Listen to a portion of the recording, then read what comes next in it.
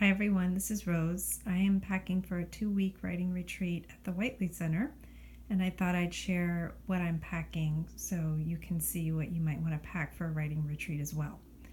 So before I show you everything that I'm packing, I haven't included all of my clothes or all of my food. I'm going to a self-catering place, so I need to bring lots of food, and then I also need to bring lots of warm clothing, so you definitely want to take that into account, especially clothing that you might want to walk in if you're in a wooded area or in a nice place to walk. All right, so first, coming over here, the most important part, food and beverage. I'm going to be taking plenty more food than this, but I did want to just highlight a few things that might be helpful and you definitely would want to think about bringing. So the first thing on the right is you will see a little metal container, and that is a little water heater. And at the Whiteley Center, you have your own cabin, and then you have your own writing study, which is amazing.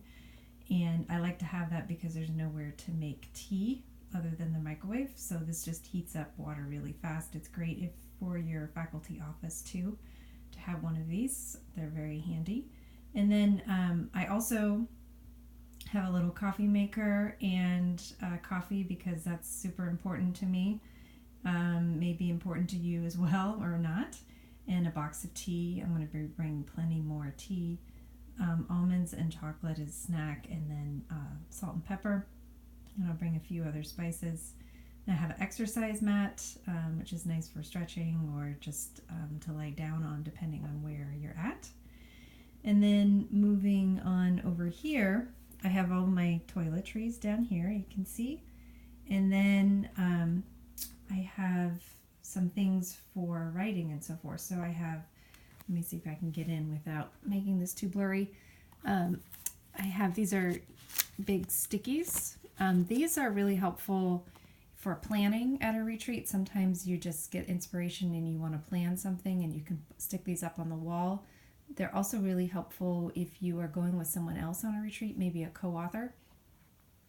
It's a great way to sort of plan out a project together so you can see it visually. And then I also have lots of note cards. I like to bring note cards just to write on, especially if I just go on a walk somewhere and I have some ideas, but obviously you could use your phone too for that. And then I have a journal because I like to write in a journal, and plenty of pens, sunglasses obviously, although probably won't be that sunny.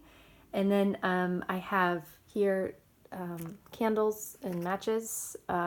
This is something that I really like to do for writing retreats, is have a candle going most times when I'm writing. And then this is, I wouldn't normally bring all of this stuff on a writing retreat if I were not driving. So sometimes I don't have a car, so I have to take a shuttle, in which case I would not be taking all of this. I'd be taking quite a bit less. But since I have a car this time, I'm bringing as many things as I possibly can. And I'm bringing Christmas lights. I don't know what to call them. I guess in the UK you call them fairy lights, so that they're actually not connected to religion. The point is that they're great to have in your writing space, especially in the winter time, or in your cabin where you're staying. It just makes things more pleasant. Over here I have noise canceling headphones and then earbuds.